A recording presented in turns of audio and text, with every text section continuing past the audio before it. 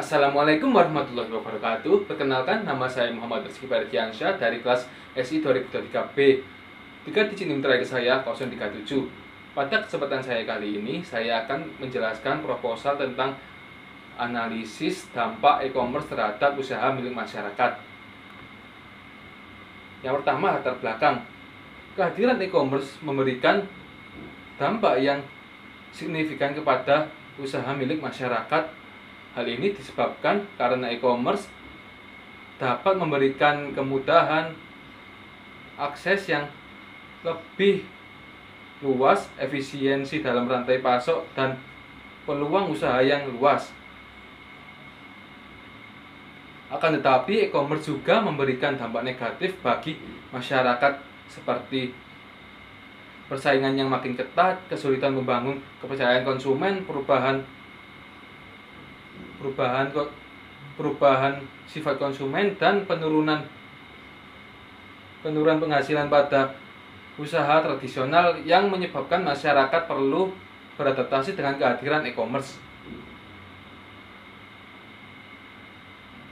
Oleh sebab itu, penelitian ini bertujuan untuk meneliti dampak e-commerce terhadap usaha masyarakat, memahami tantangan dan peluang yang ada, dan memberikan pemahaman serta wawasan kepada masyarakat dalam mengamati keputusan terkait e-commerce dalam usaha mereka. Rumusan masalah.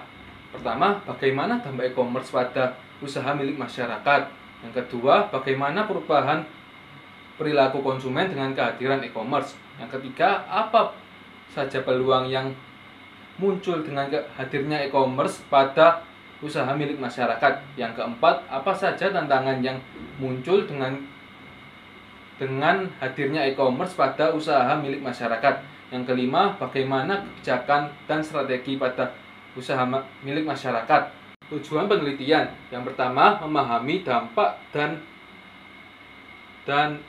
dampak e-commerce pada pendapatan serta pertumbuhan usaha yang dimiliki oleh masyarakat. Yang kedua, memahami perubahan perilaku yang terjadi pada konsumen dengan adanya kehadiran e-commerce. Yang ketiga, mengidentifikasi peluang yang ada dengan hadirnya e-commerce pada usaha milik masyarakat. Yang keempat, mengidentifikasi tantangan yang ada dengan hadirnya e-commerce pada usaha milik masyarakat. Yang kelima, memberikan rekomendasi kebijakan dan strategi pada usaha masyarakat yang akan dihadapi. Manfaat penelitian.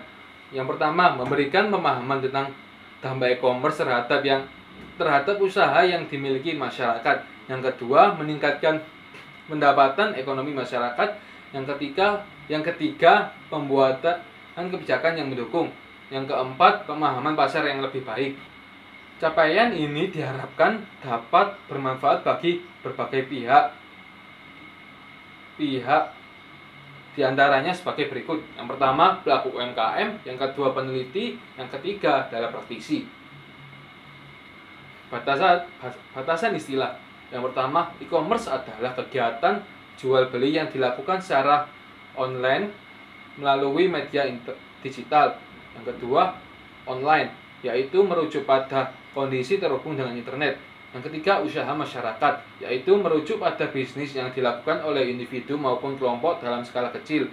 Yang keempat, pendapatan yaitu merupakan total penerimaan finansial yang diperoleh oleh individu maupun kelompok dari aktivitas usaha mereka. Pendapatan dapat berasal dari penjualan produk atau jasa, investasi, maupun sumber lain.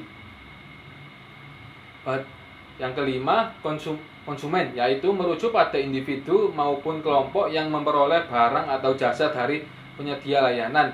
Yang keenam, tradisional, merujuk pada segala sesuatu yang diturunkan dari nenek moyang dan telah berlangsung dalam jangka waktu yang lama.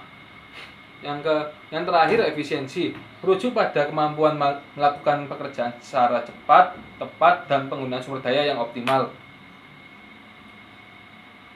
Penelitian terdahulu yang relevan. Pertama, penelitian yang dilakukan oleh Diki Parwira Ombu Sunggu dan Irda Briliana pada 2023 tentang yang berjudul Pemanfaatan E-commerce bagi UMKM pada era industri 4.0. Yang kedua, penelitian dari Dani Ong pada tahun 2020 yang berjudul Analisis Penggunaan Sistem E-commerce terhadap Dampak Belanja pada Masyarakat Kota Besar. Beberapa poin dari analis dari jurnal pemanfaatan e-commerce bagi UMKM pada era industri 4.0. Yang pertama, e-commerce bagi UMKM. Pelaku UMKM dengan adanya e-commerce, para pelaku UMKM dan dapat memanfaatkan platform tersebut untuk memasukkan produk atau jasa mereka secara fisik maupun digital melalui e-commerce. Yang kedua, e-commerce pada era industri 4.0. Pada era industri 4.0, semua hal telah menggunakan otomatisasi cerdas yang membuat e-commerce mendapatkan banyak keuntungan dari adopsi teknologi otomatisasi cerdas ini. Kemudian analisa penggunaan sistem e-commerce terhadap dampak belanja pada masyarakat kota besar. Yang pertama, proses berbelanja melalui e-commerce memberikan dampak positif terhadap peningkatan ekonomi masyarakat. Yang kedua, kenyamanan. Layanan dukungan dan keamanan yang disediakan oleh pihak e-commerce ini memberikan jaminan pengalaman berbelanja secara online dengan lancar dan aman. Yang ketiga, fasilitas, diskon dan poin yang ditawarkan oleh penyedia e-commerce menjadi daya tarik bagi pembeli untuk melakukan lebih banyak transaksi. Yang keempat, sistem yang ditingkatkan. Dengan sistem yang ditingkatkan, proses transaksi menjadi lebih cepat dan nyaman. Landasan teori pengertian e-commerce. E-commerce sendiri menurut Wong adalah proses jual beli dan memasarkan produk maupun jasa melalui sistem elektronik seperti radio, televisi, serta jaringan internet. Jenis e-commerce yang pertama adalah business to business atau disingkat B2B, yaitu yang dilakukan oleh perusahaan ke perusahaan yang lain. Yang kedua, business to consumer, yaitu yang dilakukan pihak perusahaan ke konsumen. Yang ketiga adalah consumer to consumer atau C2C, yang dilakukan oleh konsumen ke konsumen yang lain.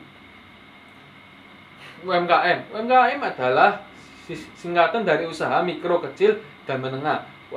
UMKM sendiri menurut Warkom Simuto adalah usaha yang dilakukan oleh suatu perusahaan dengan tenaga kerja yang digunakan tidak lebih dari 50 orang.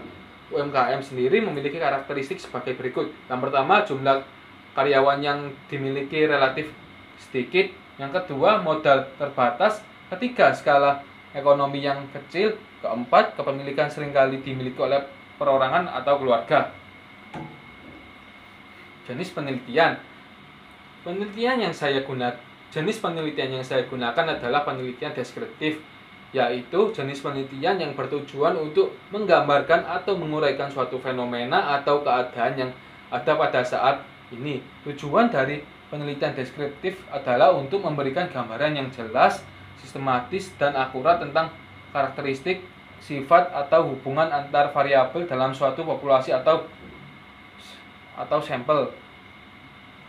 Pendekatan penelitian yang saya gunakan adalah pendekatan kuantitatif, yaitu dilakukan dengan mengumpulkan data dan analisis numerik untuk menjawab persoalan.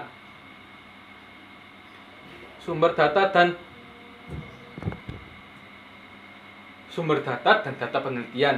Dalam penelitian ini, saya mendapatkan sumber data dan data penelitian dari penyebaran kuesioner terhadap beberapa pihak. Kemudian responden diminta untuk menunjukkan tingkat persetujuan mereka dengan memilih salah satu pilihan yang sesuai dengan mereka.